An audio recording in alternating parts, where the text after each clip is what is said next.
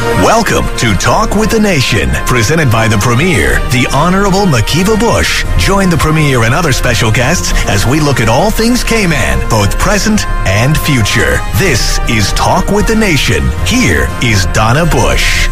Hello, everyone, and thanks for tuning in to Talk with the Nation, a show where you can look forward to hearing the facts about whatever our topic of discussion is.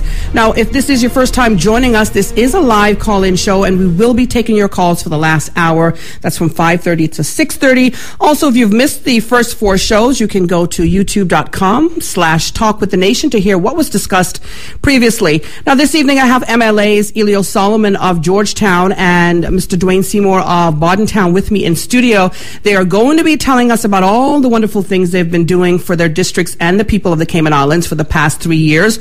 Also, we're going to get an opportunity to find out a little bit more about these gentlemen because, as we know, it's important to get to know your politicians, right?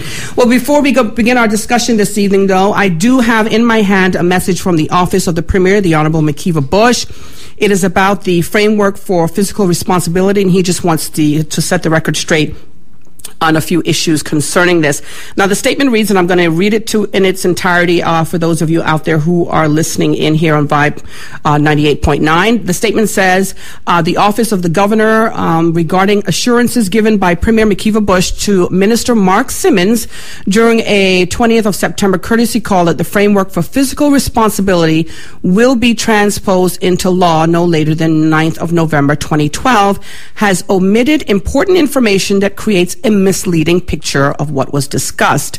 Now, the 20th of September meeting was a courtesy call initiated by Premier McKeeva Bush in London on his way to an EU meeting held in Greenland to deal with possible measures that, if not addressed, could negatively impact Cayman's financial services industry. The meeting was also attended by the Premier's Chief of Staff, Mr. Leonard Dilbert, his senior political assistant, Richard Parchment, and Cayman's UK representative, Lord Ben Cathra. Now, Premier Bush did reassure Minister Simmons, as some of you may know, some of you may not know, is the new representative for the Foreign and Commonwealth Office that represents all of the overseas territories. It says Premier Bush did reassure Minister Simmons that Cayman will cooperate in putting the FFR, that's the Framework for Fiscal Responsibility, into law.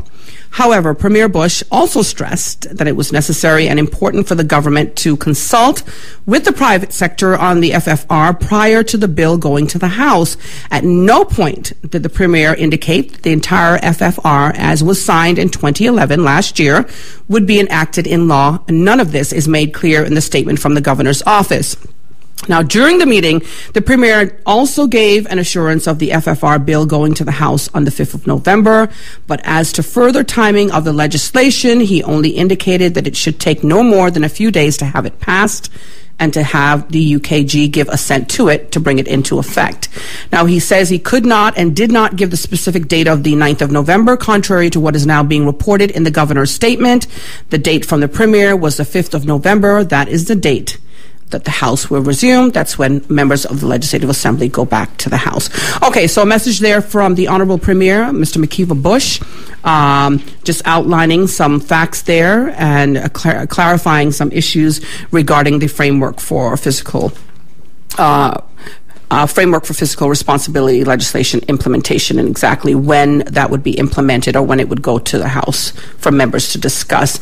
All right, so like I mentioned earlier, we have our MLAs in the studio with us, Mr. Ellio Solomon of Georgetown and Dwayne Seymour of Bordentown. They're going to be discussing a number of things here this evening. We're going to be inviting your calls in about an hour, but I want to discuss this evening, I'll start first with our MLA from Georgetown, Mr. Ellio Solomon. Ellio, thank you so much for being here with us as a guest on Talk with the Nation this evening. Let's begin by telling folks out there who may not know Ellio Solomon and what exactly got him into politics. And tell us a little bit about yourself and you as a politician. Well, first of all, Donna, let me say thank you very much for having me here in the studio. And it is definitely a pleasure sitting here listening to your voice, definitely a familiar voice. And again, pleasure to be here. And of course, good afternoon or good evening to the listening audience as well. I suppose the issue of getting into politics, I think that's a valid question. I've always had some general interest because when I was younger, my father used to actually aid other persons in terms of their campaigns, particularly in Georgetown. And I remember sort of, if you like, following on the heels of that, watching them actually engage themselves in the campaign. And I suppose that started to push me in a sort of general direction. Right. But I suppose when it really hit me hard was when I joined government in 1987. I had an opportunity to go down. I just turned 18. I joined on May 11th, 1987, actually. Oh, wow. And I appeared at one of the finance committee meetings where I had to help make a presentation on behalf of the Computer Services Department via one of the ministers at the time. And just sitting there in the Legislative Assembly, I got that sense of saying, I think this is where you can really make a difference if you want to do something positive in your country. And I was very, very motivated at that point. I think persons will also know that I grew up in a very disadvantaged area, Walters Road, aka some person referred to it as Dog City. I can say that I took steps when Minister Pearson was in at the time to actually see if I could get that scratched off of the record so persons weren't referring to it as that in the newspapers. But nevertheless, that is a disadvantaged area that I grew up in. And I think that there are no regrets there at all. That gave me a certain advantage in terms of being able to see life through a different lens as well. Right. And I think that all of those things have come together, culminated to help make me the person that I am. I'm proud to be able to be an elected member, to be able to help and to serve and to try to find solutions in one way, shape or another that's going to help advance the country and definitely my people. You brought, you brought a number of motions to the House since you were elected back in 2009. One of them, there are many of them, and I'm going to get to those, but one of them is human organ and tissue transplant. Can we talk a little bit about in depth about that? Because there may be a number of listeners out there who may not exactly understand what we're talking about, the magnitude of what we're talking about, and what it really means for the Caymanian people and Cayman Islands on a whole, if this is, in fact, going forward. Sure, and I think as you engage in the politics, you'll tend to find that irrespective of what one tries to do, you'll always have someone that will try to diminish that in one way, shape, or another. And I think the human organ and tissue transplant motion is one of those things. You've had some persons in the opposition, whether that's the Capital or the Commonwealth, who are trying to simply throw it and say, this is just a Dr. Shetty move or otherwise. But the reality of the situation is that I was actually on the talk show as a host between pretty much September of 2006 and 2009 sometime, and we had an appearance at that time by Dr. Tomlinson. And Dr. Tomlinson, coming on the radio, actually raised a very important issue, and he talked about the lack of legislation in Cayman Islands, and talked about the fact that even if you look at diabetes, for example, in the Cayman Islands, we're now, if not the number one, definitely one of the highest per capita in the world. So there are more persons, if you like, on a per capita basis suffering from diabetes in the Cayman Islands compared to just about anywhere in this world. I think that is significant. And when you consider those persons, for example, just those with diabetes who would have things like kidney problems and other challenges, you find that those individuals need to be able to get perhaps a kidney transplant. Right. They find many of those persons having to get transfusions. So to someone listening right now, they'll say blood transfusion sounds pretty simple, sounds like you connect up to a machine and you just go ahead and recycle the blood. But that is a very painful exercise, both for those persons when you're actually undergoing that particular exercise as well as after you're finished. Right. So it's a very painful exercise, and persons want to be able to get organ transplants, etc. So this particular motion was asking the government to consider allowing us to be able to get the legislation that would finally facilitate the Cayman Islands being able to engage in those transplantations. Right. What it means right now is that anyone who's listening who happens to have a mother, a father, uncle, brother, some relative or friend who has diabetes and may actually end up having, for example, to get a kidney transplant, those persons would have to perhaps join a queue somewhere in the United States. Number of some of those queues is like 95,000 people waiting in a line. So just picture for a second a visual of having to stand in a line with 95,000 people and ask yourself, well, when is it going to be my turn to get a kidney? Right. So right now we're finally in the process of just about getting ready to bring that legislation to the Parliament. We're actually hoping that it'll be ready by November the 5th when we actually resume. Okay. And just simply having that permissive piece of legislation, I say permissive because a lot of times when you hear laws are being passed, it is a law that's telling you what you cannot do. Right. In this particular case, here's a piece of legislation that's telling you what you can't do. Okay. And what I would hope to draw to your attention, Donna, as well, just preempting things, is if you look at a lot of the things that I brought into the House in terms of motion, a lot of those are permissive things. What is something that we can actually do as opposed to not do? So this particular piece of legislation is saying, let's allow the Cayman Islands to be able to facilitate this process. So let's use Dr. Tomlinson's hospital as an example. Any one of our hospitals has 25 beds or under, and I think Dr. Tomlinson's hospital, just using him, is I think 18 beds. Right. So even as large as his hospital is pretty much still just an 18-bed, he's able to engage in medical tourism. And in that medical tourism, that also means if he gets all of the things up to scratch, has the facilities, has the expertise, he will be able to engage in one way, shape, or another in terms of either importation or removal, etc., implanting certain organs in this country. Okay. And even if that didn't happen, just the moment that this government puts this legislation in place, it will automatically put us on footing with a lot of the other countries that are recognized for having this legislation. And it means for those persons who are even standing in the line, well, chances are they're no longer standing in a line with 95,000 people. Right. They actually get put up in the ranking in terms of that list simply by this country having that piece of legislation. So it is extremely, extremely important. Does it address donor? Is a donorship a part of that program? It's like I'm a blood donor, and I think it's important for people to recognize the importance of donating organs, for instance. I mean, it's a fact that we're all guaranteed that we're going to leave this earth one day, right. And whatever shape or form. And I would like to know personally that I'm able to help somebody else if I can. And I'm glad you raised the issue about being a blood donor, because it is one. Perhaps a lot of people, they'll hear things like blood or being a donor and kidney transplants. In their minds will perhaps jump back to some horror movie they watch where someone's being butchered somewhere in some country and having a kidney stolen. But in essence, in terms of the legislation, your blood in that sense is an implant as well. You're actually giving blood, which actually gives life. It saves lives. And just like how Donna or any one of us considers, the little bit of blood that I give right now, someone who actually gets in a car accident, you never know. While you're sleeping at 3 a.m. in the morning, it could be a family member. It could be a friend that because you donated your blood, that person's life is going to be saved. And just like how you're talking about donating the blood, it's the same way you'll be able to do in terms of your organs. You may simply say, I want to make it that if I do pass away, the 2 kidneys that I have, if I can get a heart, whatever it is, feel free to take the organ. Right. Or it might be a case that I had to deal with as soon as I was elected. I had a young couple that came in to see me in the office in their 20s. And this young man was actually from Jamaica. He was married to a Caymanian girl. And talk about love. This individual had donated one of his organs to his wife. Wow. And, the ability to be able to do that saved her life. And so you want to be able to have the legislation that facilitates that. And when you actually think that those persons have to go through pains, they have to go through loops and corners, just to be able to give their own organ to a loved one was almost technically impossible before. All right. Well, we have a lot to talk about, but I'm gonna go over to Mr. Seymour now. He is here with us in the studio, as I mentioned earlier.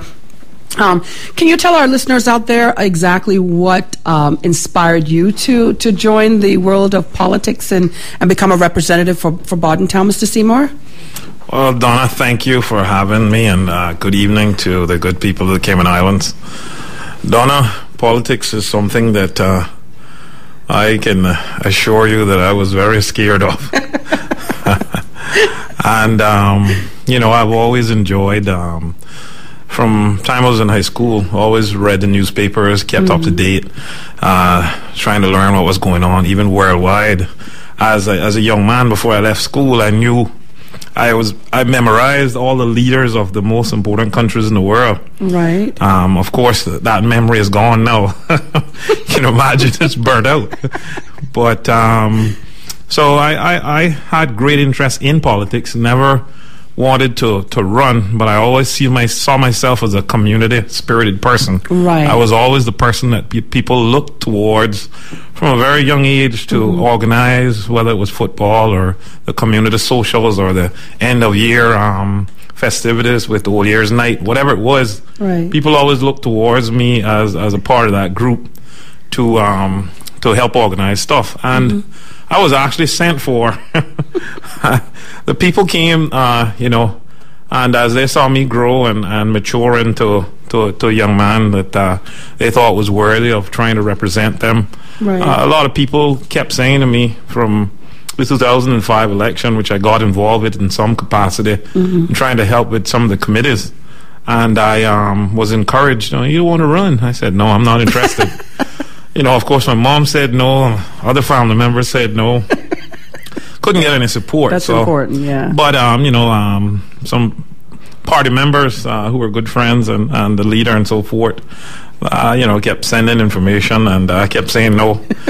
Eventually, I realized it was my calling. I prayed about it, talked to the pastor, and definitely wasn't something that I dreamed of getting into, but I realized that I could help, and that the people wanted me to help. They realized that I was a person that they could depend on, that understood the pains they were feeling, and definitely they could relate, that I could relate to what pains they were going through as I grew up in like status. Okay. So that's how I ended up here, Donna, and I'm very happy to represent the beautiful district, the first capital, Bordentown. So are you any less scared now? Well, let's put it this way.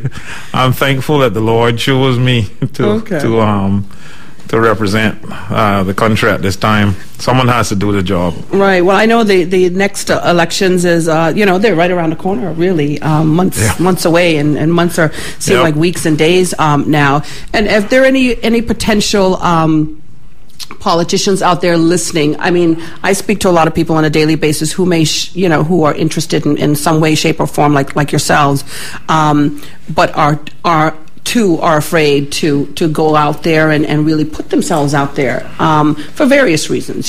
Some are afraid of the scrutiny that they're going to get because the life of a politician is, they go through it with a fine tooth everything that I was scared of has actually happened.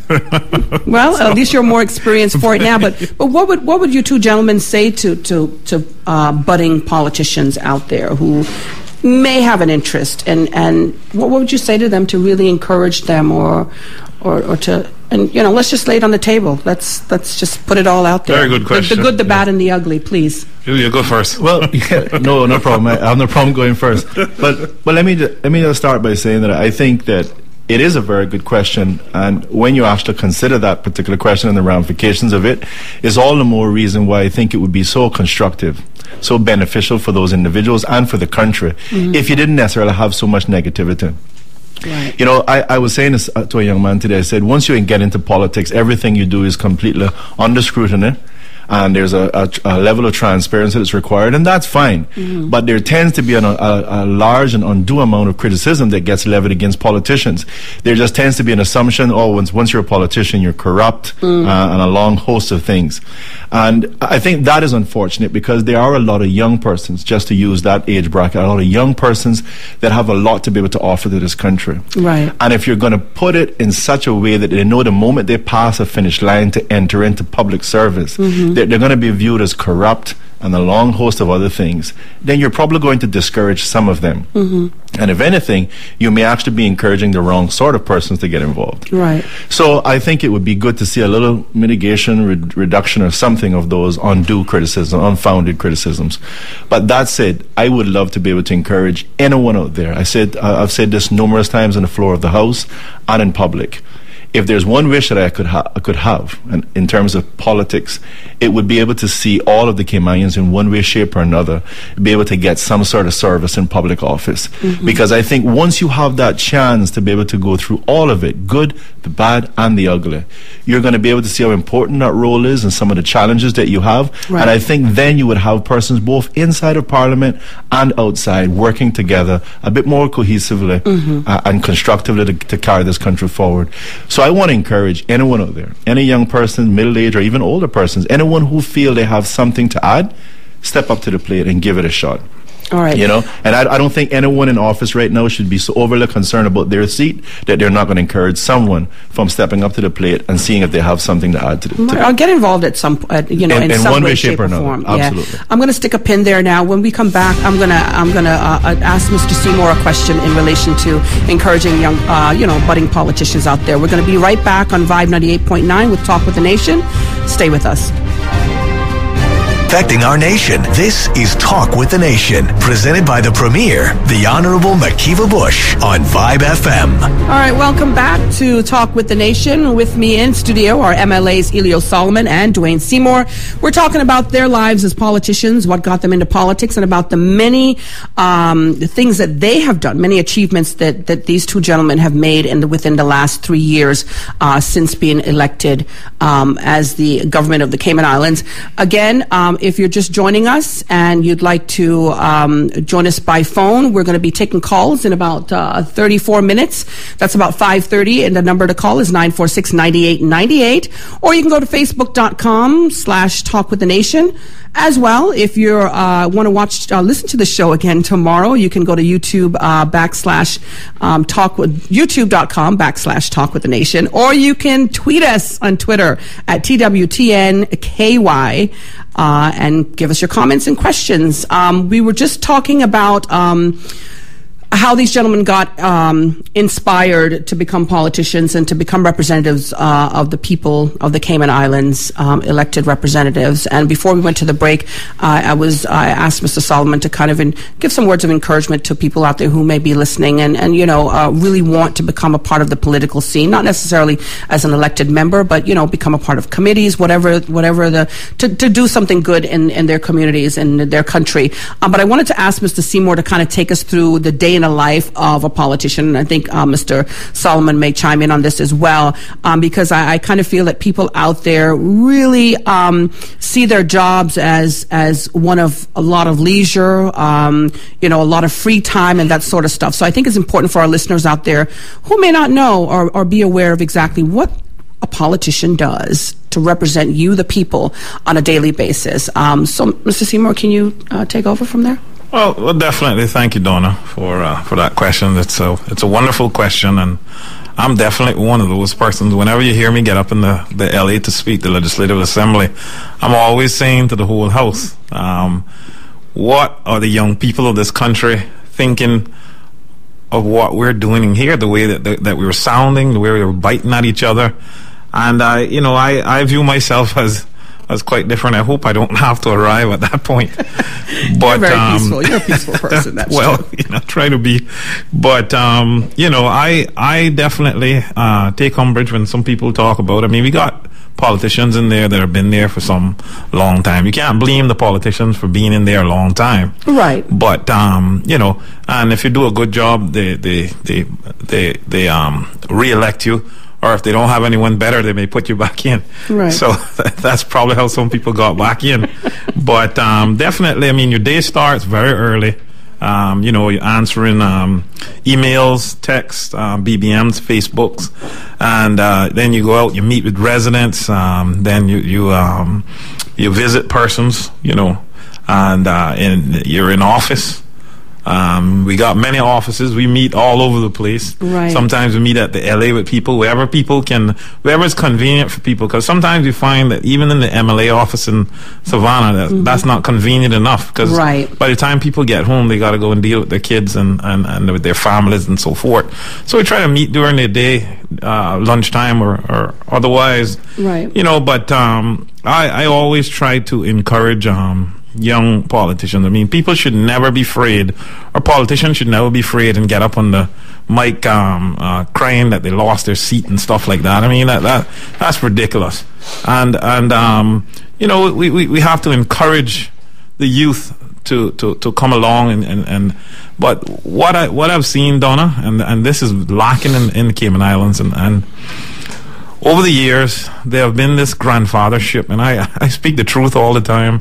And I try to dime right in on things and hit the nail on the head. Right. Because there have been these grandfather clauses that and thank God, a guy who came back from university saw me as I got elected, and he said, thank God for breaking the chain.